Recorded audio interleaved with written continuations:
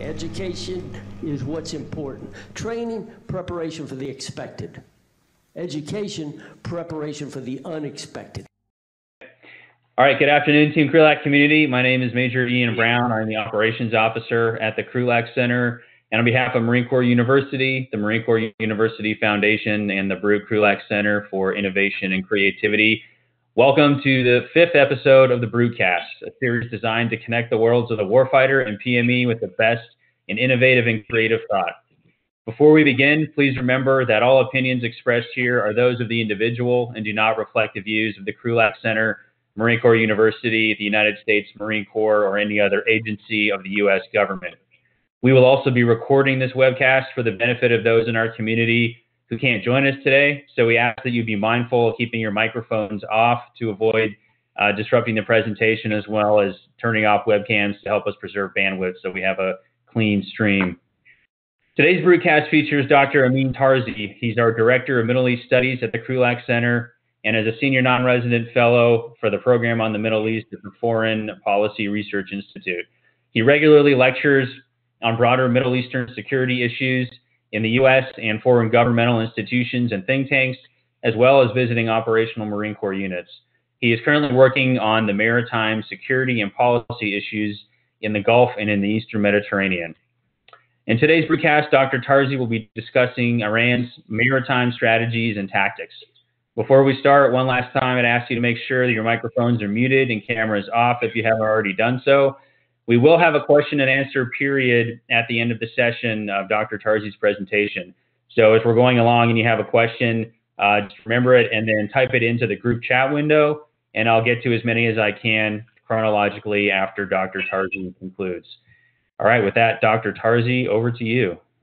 Good afternoon to everyone. I want to first and foremost thank Major Brown for spearheading this and being the force behind it. I think while we are in this COVID-19 situation, I think this is helping us talk to the broader community, so I'm very grateful for that. Thank you.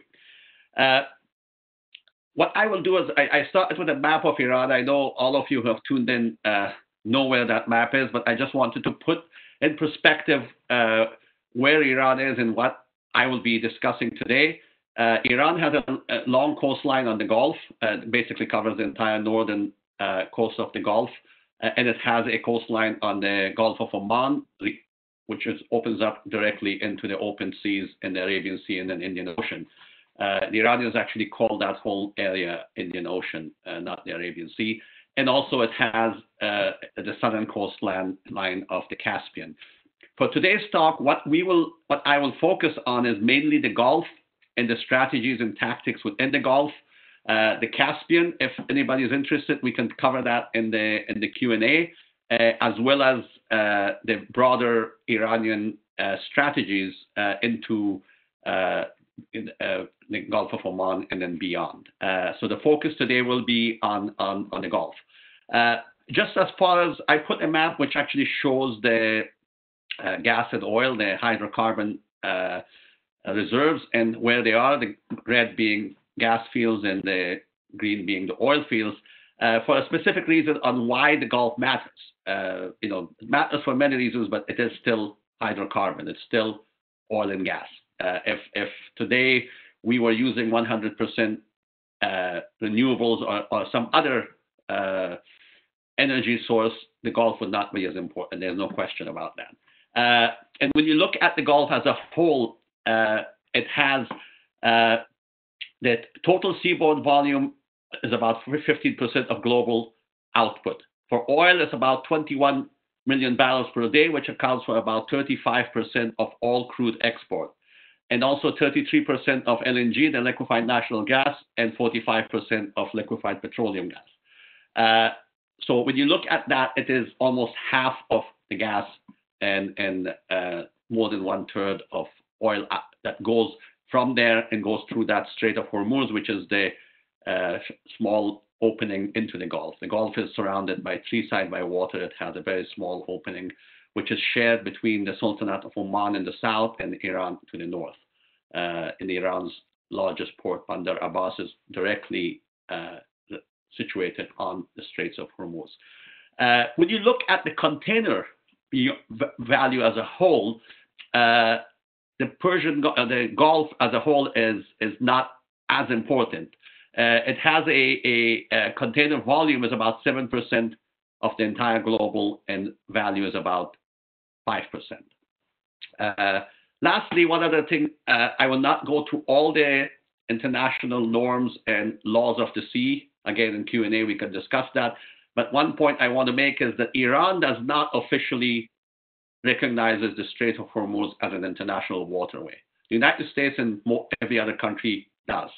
The Iranians do not believe that that's an international waterway, that it actually falls into their territorial water, which they share with the Sultanate of Oman in the middle. And that right of passage is given at their will. That is not enforced. And some of what I'll be talking about strategies is that issue of Iran's insistence that they have the Gulf is their sovereign, the Strait of Hormuz is their sovereign waters. Next slide, please. What I will discuss about is this is overall what you see in there about the changing maritime environment. These are directly from the U.S. Navy's perspective or U.S. government's perspective. I'm not going to go through all of that, but mainly a couple of points. When you look at the period after the Cold War, I would say between 1991 to 2001, the maritime domain is not contested. The United States is leading the way and is unchallenged. This changes after 2001, and it changes in many ways. It's not just the competition among states, but also what you have is you have an introduction of technologies to various smaller country powers and also to non-state actors or hybrid actors. And as we discuss Iran, you see that Iran falls into those issues. It has a state, definitely it's a very large state in the region, but also it has non-state proxies that are helping its tactics and strategies, the Houthis being one of them, but there are many more. And there are hybrid actors which fall between and the Houthis and Yemen will be one of those because they are part of a state, the state of Yemen, but also they act as a proxy for Iran. And also what you have is with the cyber, smaller powers and even smaller groups have managed to affect the maritime environment in a way that was not seen before. Yes, piracy was always there. Piracy is as old as maritime voyages of humans. But what you have today is you have an increasing power by smaller states, hybrids, affecting the strategies at sea. And right now, what you have is a term that the United States, a U.S. Marine general, I'll talk about that later, coined it in the mid-'80s. You have guerrilla warfare at sea. Guerrilla warfare at sea is relatively a new phenomenon. Again, if you want to historically look at it, you have to go back and look at some of the piracies that happened. But right now, that is part of it. And another last thing on this technical aspect is that what you have with modern weaponry systems, this whole idea of sea and land has blurred the distinction between sea-based and land-based operation and assets. The states right now are able to use land-based missiles or land-based technology to affect the sea and vice versa in a way that was not seen before other than very major powers. So when you look at Iran and the last part of that changing maritime environment, Iran falls into that category, and much of what I'll be discussing about the Iranian strategy and tactics falls into that. Next one, please. Let me contextualize the recent Iranian actions at sea. I put some pictures because I just wanted to talk about. When you look at those, some of these come from Iranian sources, some do not. The first one for your screen on the top left is actually a reenactment by kids. Those are very, very small kids. One of them is actually holding a mock AK-47, the one with the uniform, and that is actually reenactment of the seizure of a riverine boat, US, two of them in detention in January of 2016.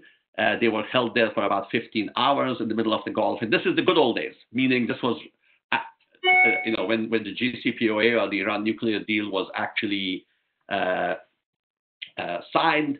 And when you look at that, this is something that happens in squares in Iran. The tradition of having art, whether for religious reasons or for political reasons, is very much active in Iran. So the point that I want to make about that is, first, what happened in there with that incident, which was the days that things were good between the U.S. and Iran, maybe the best since the Islamic Revolution there in 1979, but also that this has now become, the maritime domain has become part of Iran's overall propaganda within its own people. This is something new, I would venture to say. You have always had issues about their missile systems, you had issues about their activities with Hezbollah or the proxies against Israel, but to use the maritime incidents as part of this propaganda and theatricals is new. And then the next one you see, again, on the top middle, that's a Norwegian ship that was hit in Omani waters. There were two incidents. One was in May and one was in July 2019. The ships were hit were belonging to the United Arab Emirates, the Kingdom of Saudi Arabia, Norway, and Japan. They were mined in the, as I said, Omani waters. Most of them, or some of them were, UAE waters. My apologies. UAE waters, very close to the port of Fujairah and the Gulf of Oman. Iran has never claimed responsibility for that, but pretty much it is. There's no doubt what happened. And also one thing that I want to point about that, it is the sophistication that were used in those incidents itself is very important. And again, no detailed study of these have been done. At least I have not seen it yet. Once, if people get more hold of what really happened there, the type of weapons used, the sophistication shows not just a wanton act of terror. It wasn't so much terrorizing, but it was actually a political statement. There were no casualties, which in itself shows the sophistication of these operations, where you can actually hit tankers, some of which were laden with oil, which is flammable, and they did not actually blow up, but they showed that they can actually inflict pain on them. The picture on the right of your screen, top right, that is one that is, the ship is called Sienna. The ship is a British flag, Swedish-owned ship, which the Iranians basically hijacked on Omani waters, and they brought it into their port. That happened. When you look at that, that was July again. At the time, the Iranians basically told everybody that they had all these different rationales, that they didn't accept the warnings, that they were veering off into Iranian waters, that they were being uncooperative, and that they were, all of that is, of course, when you look at it, the reality was that the Iranian ship was stopped by the British in Gibraltar, and this was a way of Iran to get leverage. And when you look at that headline, that is Kayhan newspaper. It's a daily, which is the most conservative, not the most conservative, but it is the most important mouthpiece of the more right side of the Iranian government. And there's no doubt. In Persian, it says a tanker for a tanker, and Iran has basically kept this promise. The promise that if you touch our tankers, we'll get your tankers. So there's no doubt in there. The message for the Iranian people is the British took our tanker, and here we are. We have one of their tankers. And this aspect of leverage actually worked. Again, the British eventually left the ship, let go. The Iranian ship was not supposed to go to where it was supposed to go, which was Syria. The name was changed, and eventually actually it got to Syria. So these are aspects that have aided Iran in its way of the tactics to get what they wanted. The middle of your screen has a picture, that's a U.S. government picture of a U.S. Global Hawk that was shot down in international waters. Again, Iran does not recognize that as international waters because they believe that Strait of Hormuz was shot right on the entrance to the Strait of Hormuz. And then the two pictures on the bottom, they're from the same event, but there are two different aspects of it.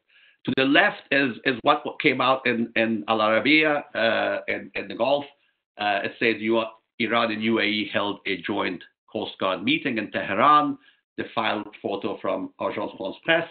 To the right is from the Iranian side, where you see the Brigadier General Mohammed Al-Misbah Al-Ahbabi, the UAE Coast Guard commander, with shaking hands with his Iranian not counterpart, but border police commander Qasim Rezai.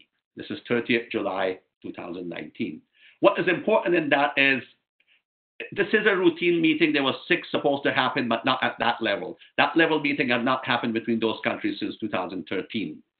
As I said, you see one picture showing just basically some tankers traveling, and the other one is very, very clear that for the Iranians, this is here we have the UAE come and talk with us because the UAE was actually affected. This is right after the UAE ships were hit.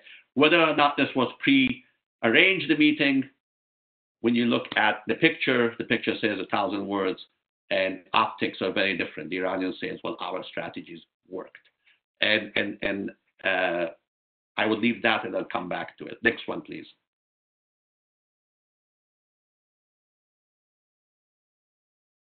Now, let me please go a little bit at the Iranian Navy as a whole, and then within that, I can hopefully, I think, talk about specific strategies, where these strategies come from, what incidents happen. First of all, Iran has 2 military forces. They're each under different commands. Finally, they all come in, and they are both directed by the supreme leader of Iran, Ayatollah Ali Khamenei.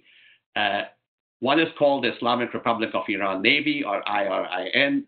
This is pretty much a continuation of Imperial Iranian Navy under Mohammad Reza Shah Pahlavi. Let me say one thing. Iran as a whole is never really been, I'm not talking about the Achaemenids in the time of the Greek wars, but when you look at modern Iran, or at least pre-modern Iran, let's say the Safavids from 1500, the last Iranian empire, large empire, if you would look like it. They were more, to quote the late Hodgson of University of Chicago, they were gunpowder empires. They were mainly a empire based on land forces, and politically as well. When you look at Iranian politics in the military, it was army, and then later on under the Shah, in the early days of the Islamic Revolution, the Air Force becomes politicized. The Navy usually has been outside of politics. This is nothing, actually, this is pretty common in that part of the world as a whole. After the revolution, the Navy is neglected. Once the Iran-Iraq War starts, those of you know Iran-Iraq War starts in September 1980 by Iraq invading Iran. And in the early days of the war, the Navy gains legitimacy specifically for one operation called Operation Marvarid. In Persian, that is Pearl. It was in November 1982. The Iranian Navy hits the Iraqis in basically the only port that Iraq had at the time, Mina al-Bakr and Shuttle Arab, and they inflict incredible damage on the Iraqi forces. And this allows the Iranian Navy to gain a degree of legitimacy. However, as the Iran-Iraq war continues and it becomes longer and longer, the Islamic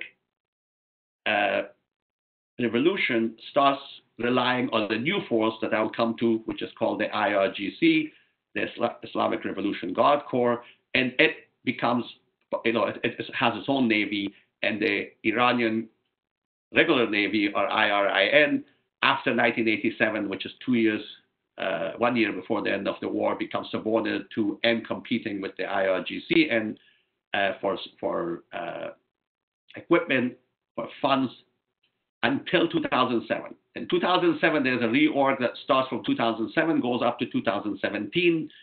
And in this new organization, the Iran's regular navy, if you would, is now referred to at least one time by Khamenei as the Iran's strategic navy, meaning this is the navy that takes Iran's strategy beyond the Gulf. So their area of operations becomes, area of responsibility becomes the Caspian, and then anything outside the Gulf. I will not be talking much about the regular Navy at this point because of time constraints, but I will be happy to discuss. The regular Navy, the Islamic Republic Navy, Islamic Republic of Iran Navy, IRIN, also has, as I mentioned, an aspect which is the so-called strategic part of Iran, that is the blue water ambitions, I would say, because it's really not there yet. They have made some port calls, but we can discuss that in Q&A. Now I'll come back to the Islamic Revolution Guard Corps Navy, or IRGC. And it officially was established in 1983, although it really didn't do much. The headquarters was established in Farsi Island in 1986. It later moved in the 2000s to Bandar Abbas. But its main focus has been the Gulf, then and then now too. One thing about the IRGC as a whole and the Navy as such too, it merges the defense of the revolution and the state together. And that's key. Again, we'll discuss that if we want to later on the whole notion of IRGC, and there are some good books and works by others on how it works out. However, that is important to understand that it is not a regular military force. It has a issue of guarding a revolution that has happened, which itself today has become that revolution. And by the way, the name, everybody calls them revolutionary. They are not revolutionary in Persian. It translates to Islamic Revolution Guard Corps, not Islamic Revolutionary Guard Corps. Minor issue, but it's there. The development of asymmetric naval doctrine starts during the Iran-Iraq War. And that strategy continues today with certain small issues.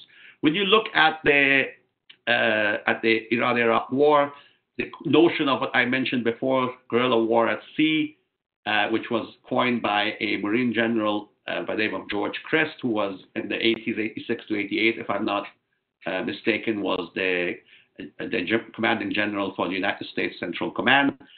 He mentioned that guerrilla war at sea first. And basically, at the time, it was use of small boats to swarm enemy targets, mines, and introduction of self-borne missiles from China as a strategic asset, although during the Iran-Iraq war against U.S. or other than Iraqi targets, the self-bornes were never deployed. There's one case that probably it may have, but that is still not 100% clear. And when you see this aspect of Iran's asymmetric warfare, for those who can study today, some of these aspects of what is happening today may not be available for everybody to research, and maybe in several years from now, people will have more input and information to go deep into it. However, the tanker war, much of it is available. It's declassified, it's available. And I think a good study of the tanker war allows the researcher to see how this Iranian naval strategy and tactics developed, and how they managed to get what they want or not get what they want based on the tactics that happened during the Iran-Iraq war. The tanker war, as it's called, from 84 to 88, is basically when the Iranians started attacking tankers from other countries that are traveling in the north to the Gulf. Just to give you a number, during the entire tanker war period, Iran attacked 190 ships belonging to 31 different countries, killing approximately 63 sailors. Again, 190 ships belonging to 31 different countries, killing at least 63% sailors. So this wasn't just a very tacit and peaceful attack. The attacks are there, and how it works out is what the United States and others, not just the U.S., the French, everybody, the British come in and try to mitigate that. For the United States, at least, I can focus on that. One operation that starts is called Operation Earnest Will. That starts from 87 to 88, and the second one is, what it does is internationalizes the war. The United States begins reflagging initially Kuwaiti tankers with U.S. flag and escorting them in and out of the Gulf. And as part of that, there are other sub-operations. One is called Operation Nimble Archer, which is October 1987. That basically is a reaction to ships that are now being flagged by with the U.S. flag that are being hit by Iran.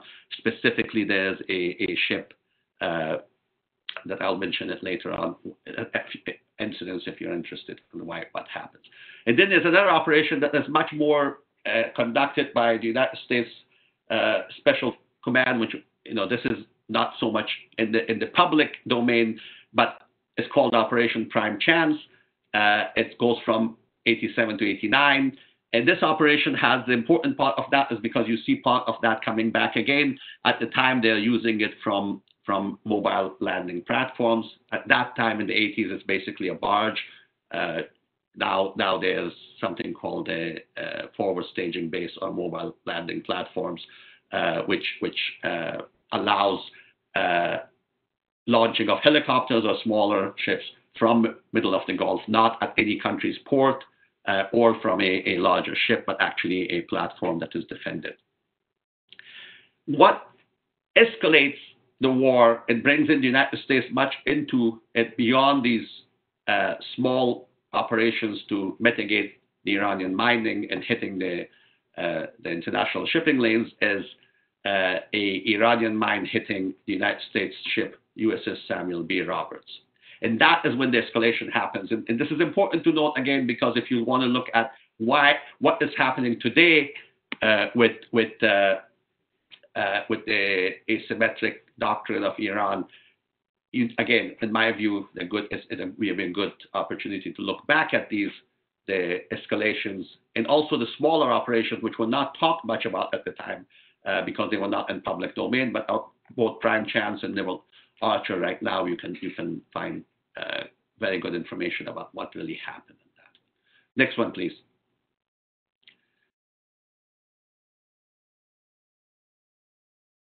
So the shifts in Iran's maritime strategy and tactics, I personally look at two specific incidents that makes Iran change, and that change in many ways is still continuing. There are new additions to the strategy and tactics, but the beginnings is that.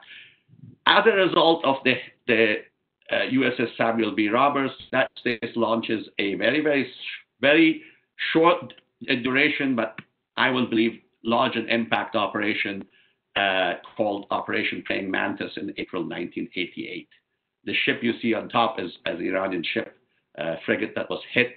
And this operation, there are 2 U.S. casualties. We're still not sure whether they were hit or it was an accident. 2 Marines and a helicopter are killed. But for the Iranian side, the damage is pretty significant. I'm not going to go to each detail, but you can see the landings on the Iranian platforms.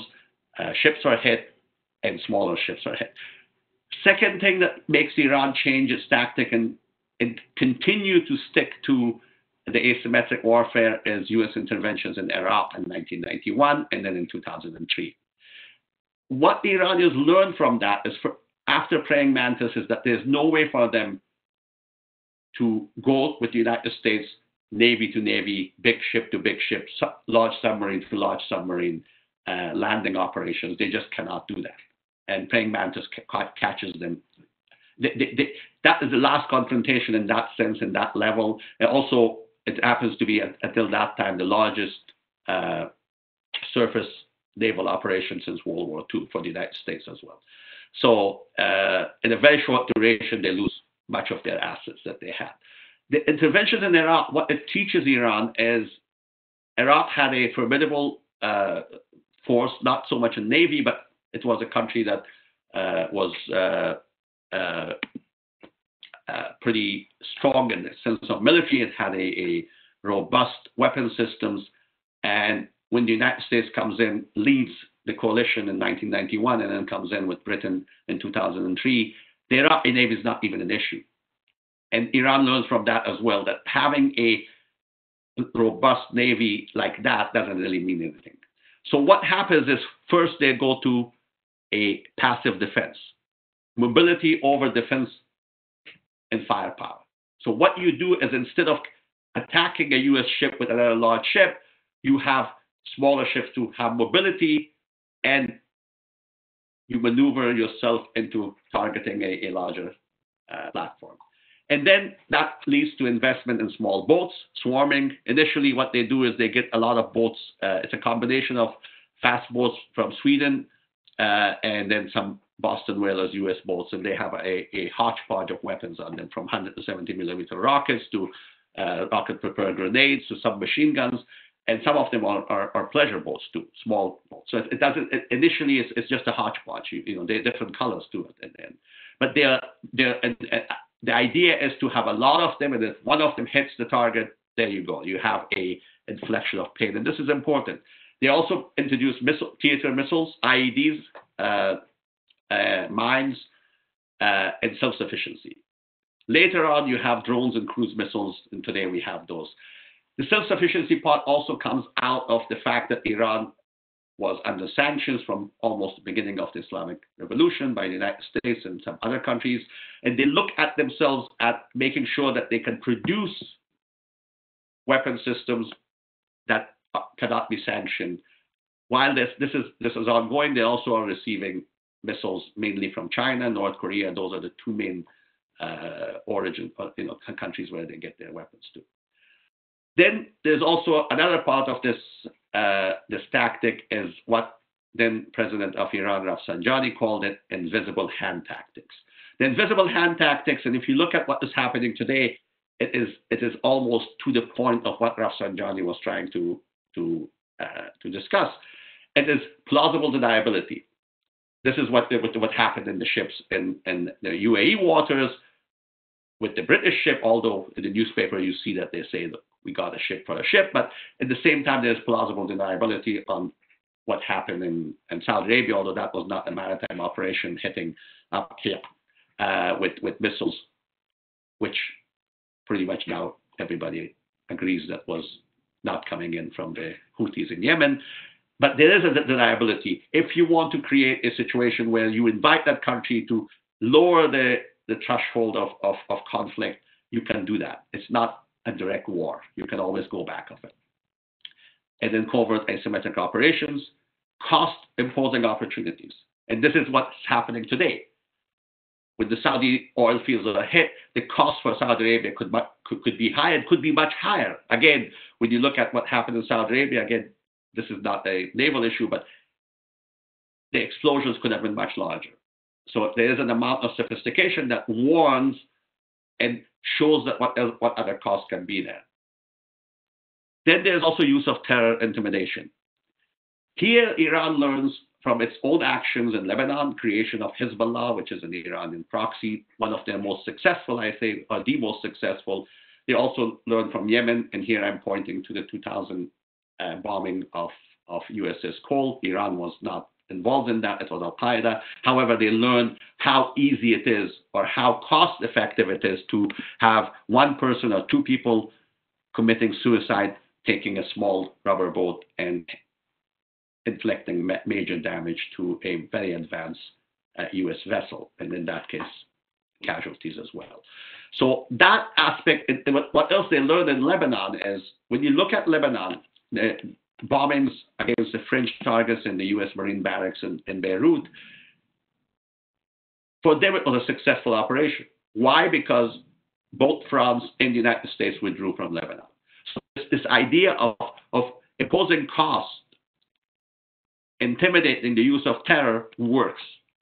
And when you see also in case of, while the strategies are different, you go and abduct people on the streets of Westerners in the streets of Beirut, and one of them happens to be the head of the CIA, and then you can basically blackmail the United States in getting weapons. I'm talking about the issue of Buckley and the Iran-Contra affair.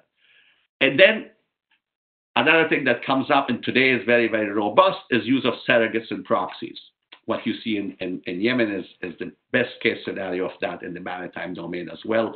The Yemenis, specifically the Houthis, are working as a surrogate and proxy to do Iran's bidding. So that allows Iran to have a tactical alliance with Yemen on the ground, but it gives them a strategic depth, strategic power to affect not only the Gulf, but also, and this is what you hear from even Rouhani, the moderate president, if you would, that it's not just the Gulf, but we can affect things. We can do things in the Red Sea, in Bab el-Mandab, and so on and so forth. So that is the core of what I want to say is about the tactics and how it works out. What it worked out during the tanker war, it translated into successes for Iran and failures, paying Mantis being a failure, and what it has happened now and is happening today. Next one, please. Again, just to come back to on a map to show you the areas of responsibility.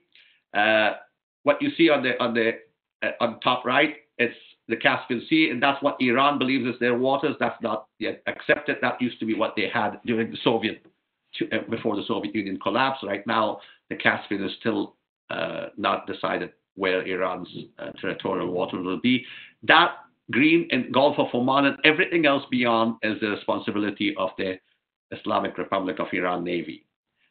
The Gulf is exclusively responsibility of the IRGC and the Islamic Revolution Guard Navy. However, there are two bases that Bushehr and Bandar Abbas that you see there, Bushehr in Northern Gulf and Bandar Abbas right at the entrance of the Straits of Hormuz, where the regular Navy or the IRIN has two bases there.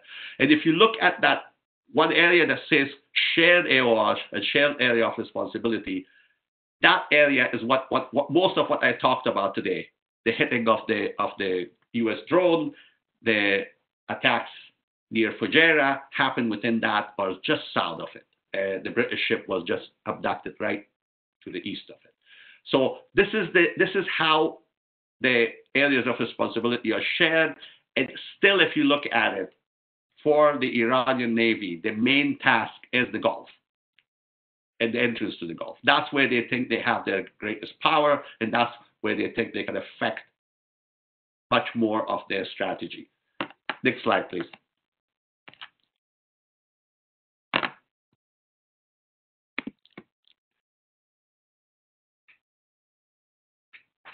Contestations in the Gulf. When you look at what is happening today, what is the political part of it? After the United States withdrew from the JCPOA, the Iranian nuclear deal in May 2018, Iran had what it's called strategic patience. Basically, they will be patient. There was some escalations in activities, but it wasn't so much that created a problem for confrontation. This lasted till May 2019. As I said, you saw the ships hit and all that in May 2019. The shift happens. This was all response to what U.S. calls the maximum pressure policy. Now what Iran has is what I call the active resistance. What is happening from the other side? Initially, the United States started leading an operation, what's called Operation Sentinel. It didn't work as well. I have a quotation from the Secretary of Defense of the United States, Mr. Mark Esper, last year in January. He basically said he made calls to both allies in Asia and Europe, and everybody said we'll think about it and not possible. That whole aspect, that was basically trying to recreate, not those men, but recreate the aspects of what we had in Operation Earnest Will to protect ships that come in through the Gulf with international escort. Now that whole process is called the International Maritime Security Construct, and the countries that are members, you see them right there. You have Albania, Australia, Bahrain, Lithuania, Saudi Arabia, UAE, UK, and the US. That's it, of all the countries that were involved. This is in a way a victory for Iran that there's not a coalition of bigger coalition in that sense. And then in January this year, the United States kills Qasem Soleimani, General Qasem Soleimani. There's a picture of him right there. On top of it says in the boat or ship of salvation. That is Qasem Soleimani to the right, and that's Ali, the leader of Shia Islam, to the left. So I put that there because that's part of the Iranian propaganda systems, but since it's maritime, I thought that would be appropriate. After the killing of Qasem Soleimani, the harassment of U.S. vessels is unprecedented since Operation Earnest Will. That's where we stand right now. I can give you a whole list of what is happening, but it is, and they're dangerous. There has been no major confrontation. It is, but it's becoming a bit more and more dangerous because they are doing very, very, very, very dangerous maneuvers close to ships. And if one mistake happens, you may even have an unintentional conflict, even if neither side wants a conflict, but if something happens with casualties, it could lead to that. Next one, please.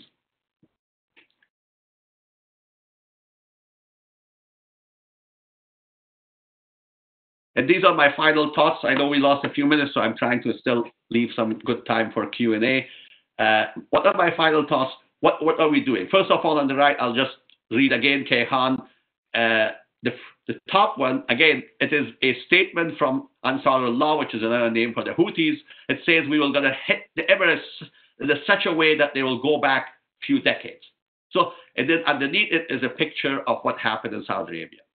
So the message is, again, very, very clear. This is a very major Iranian paper. We're going to hit the Emirates in such a way that they're going to go a few decades backwards, and then a picture of what happened in Saudi Arabia. If that message is not taken, what else is there? The second picture in the middle, that is from the Israeli newspaper Haaretz. It's a smaller version of an aircraft carrier that's about 1/3 the size of a Nimitz class. That's the majority of U.S. aircraft except one of that Nimitz class. That's 1/3 of it. That's in Bandar Abbas. So that is for practice, basically how to hit a U.S. aircraft carrier. In the picture to the bottom, again, it's boats. 112 of them were domestically made boats that were delivered to IRGC just May 28.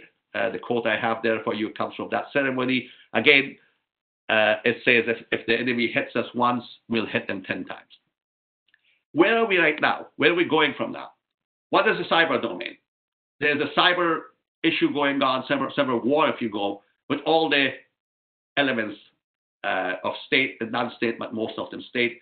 For the first time, the Israelis actually were talking about one of their operations and giving even medals when they affected the Iranian port system. So that is one issue. Again, that could lead to situations where the effects of it, we don't know what happens if the damage is such that one country, the recipient, feels that this is intolerable.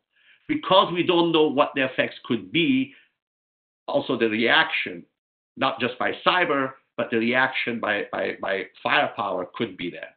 There's also alliances and ambiguities. Alliances, and I say this from a personal perspective, are not the same as they were. A lot of the countries in the Gulf and the southern shores of the Gulf are not very, they're not as easy as they were with their alliances with the West, specifically the United States, but with others. That allows Iran to come in there and make sure that not to break all the relationships, but to basically make deals on its own and try to insert itself as the most major power. Their aim is, they say, look, all the countries in the Gulf should leave Iran to do the betting, and it will safeguard everything for them. There's a lot of also ambiguities on all sides, which could lead to unintended clashes. There's also major and regional power competitions within the area. You have the Turks and Qatar, and with the major power competition, you have China and Russia. China is one of the largest recipients of oil and gas from the region. And in my personal view, I'm not a China expert. China is not a destructive power in the Gulf. I'm sure some people may take issue with that. I do believe Russia is.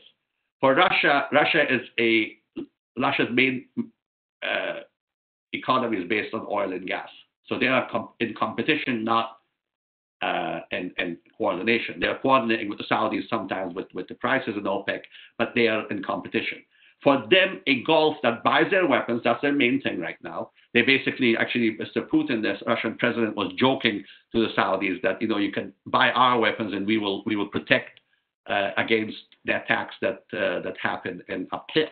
And the ironic thing is that most likely the weapons that hit Saudis had either Russian components or Russian designs in them. So they say, we know how to stop these, something like that. So the Russians are selling weapons to all sides. However, for them, it actually helps if the Gulf is not in total turmoil, but not totally stabilized. Because if it's stabilized, specifically Iran, if Iran becomes stabilized, That doesn't mean a U.S. ally. It just means a normal country, a country that doesn't take people's hostages, in embassies or hits embassies or has proxies fighting under different names. It's just a normal country. The country that loses the most, in my view, is Russia, because Iran can open up the major ways of sea routes through countries that don't have access to the sea but have a lot of energy resources.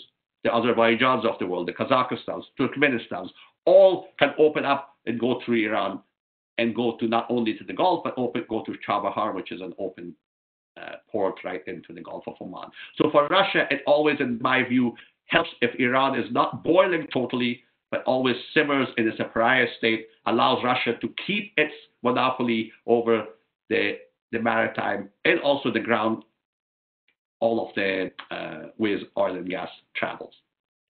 As I mentioned before, what worries some of us who look at this a lot is miscalculations and accidental conflicts.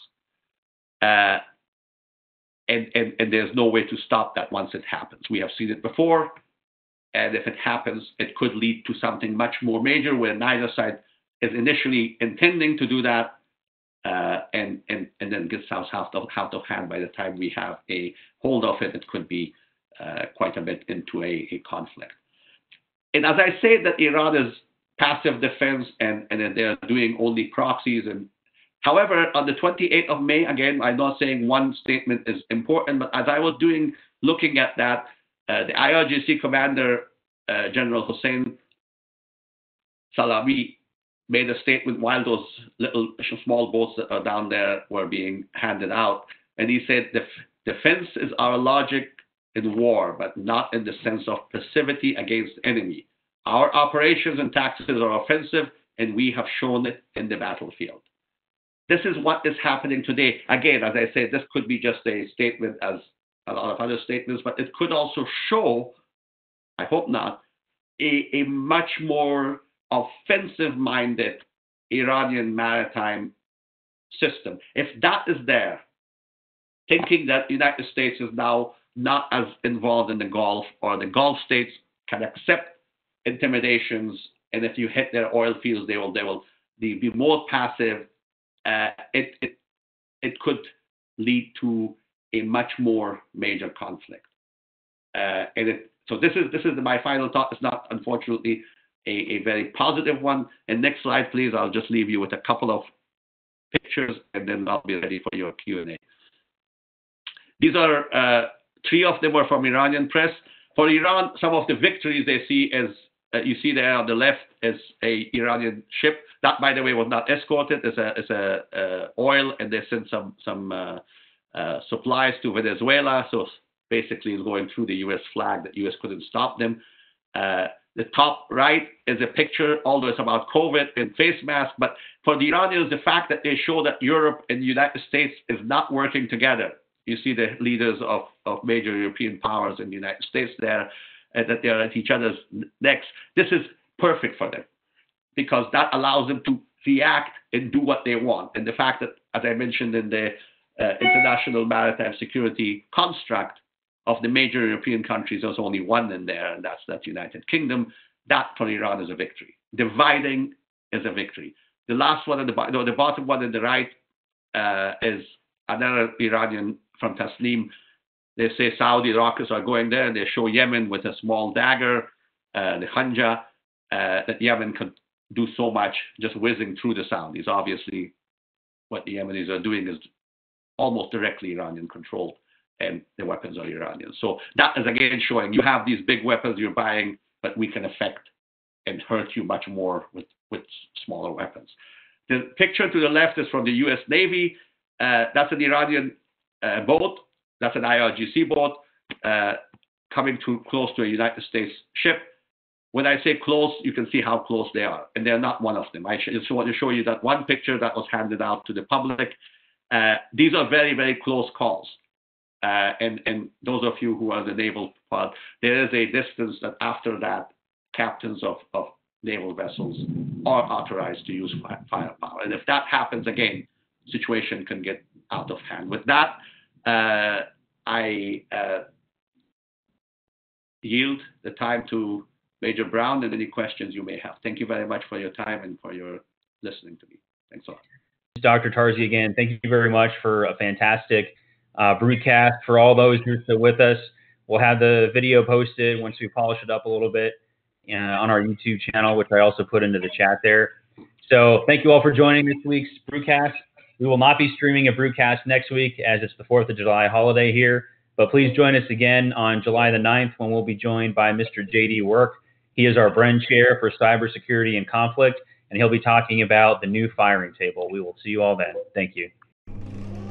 Education is what's important. Training, preparation for the expected. Education, preparation for the unexpected.